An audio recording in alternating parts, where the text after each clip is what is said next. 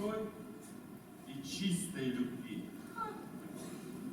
Критики к вам. Брысь! Тогда почитаем пьесу. Ничего не понимаю. Может быть, это и к лучшему. Может быть, и зритель ничего не поймет. Расскажите о себе.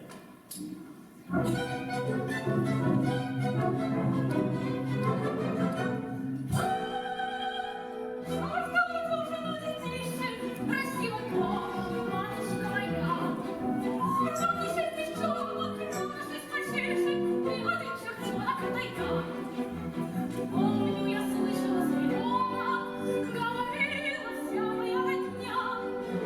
Это не ребенок, Рожертон, готовься про меня. Да, я всегда была любитель дьявола, а дьявола не любит убивать. Лишь эпикризм, но не свидеть сильно спать.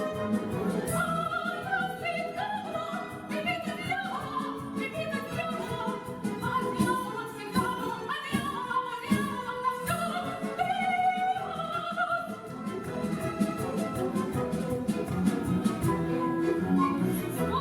снова убивала, все голосят, 12 голосов. И я написала, песню напевала, потянув потуже поясок. Даже бывает тяжело мне, и не тоскую я, и слез не лью. Ножкой я придумала, и уже хлопну, и кусну судьбе опять пою.